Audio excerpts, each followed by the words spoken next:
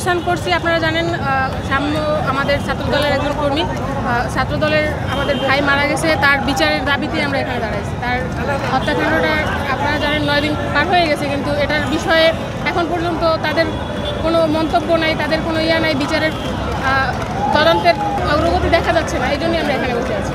আপনারা জানেন এর আগে আমরা যে কটা প্রোগ্রাম দিয়েছিলাম, প্রতিটা প্রোগ্রামই এর থেকে আরও কম সময় ধরে দিয়েছিলাম। তো তাদের এই অগ্রগতি না হওয়ায় আমরা আজকের প্রোগ্রাম সকাল 9টা থেকে বিকেল 5টা পর্যন্ত দিয়েছি।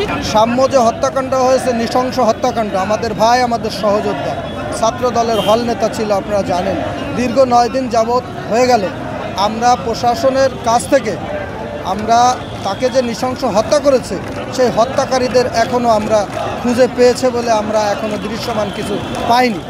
আমরা দীর্ঘদিন ধরে এখানে রাজপথে রয়েছি যে বাংলাদেশের কোনো ক্যাম্পাসে, ঢাকা বিশ্ববিদ্যালয় সহ কোনো সাধারণ শিক্ষার্থী, ছাত্র দলের নেতা, কোনো ছাত্র যেন নৃশংসভাবে হত্যাকাণ্ড আর না হয় এবং আমরা সাম্যর বিচারের দাবিতে শেষ পর্যন্ত যারা খুনি তাদেরকে খুঁজে বের করা না পর্যন্ত ছাত্রদল রাজপথে থাকবে এবং ছাত্রদলের রক্তের প্রতিশোধ নেওয়ার জন্য রাজপথে আইনি প্রক্রিয়ার মাধ্যমে আমরা রাজপথ দখলে থাকব।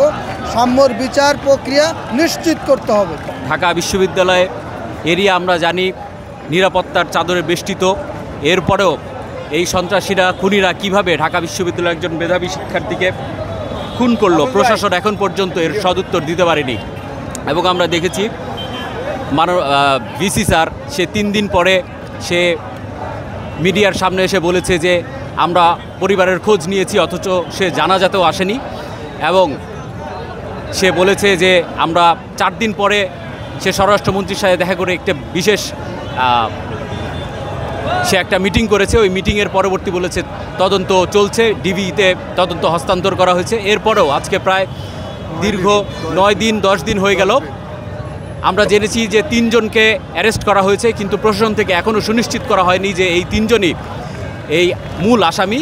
আমরা সাম্য হত্যার বিচারের দাবিতে ছাত্রদল অনবরত রাস্তায় আন্দোলন সংগ্রাম করে যাচ্ছে এবং যাবে যতক্ষণ পর্যন্ত না সাম্য হত্যার যে মূল আসামি তাকে খুঁজে পাওয়া যাচ্ছে, তাকে প্রশাসন খুঁজে বের করতে পারছে, সেই পর্যন্ত ছাত্রদল মাঠে থাকবে। এবং আমরা দেখেছি যে প্রশাসন এবং বর্তমান বিশ্ববিদ্যালয় প্রশাসনের এক ধরনের উদাসীনতা, যে ছাত্রদল গত 15 বছর আন্দোলন সংগ্রামে সক্রিয়ভাবে উপস্থিত ছিল রাজপথে এবং পরবর্তীতেও ঢাকা বিশ্ববিদ্যালয়ের যে কোনো ক্রাইসিস সময়ে ঢাকা বিশ্ববিদ্যালয়ের ছাত্রদল সাধারণ শিক্ষার্থীদের পাশে ছিল।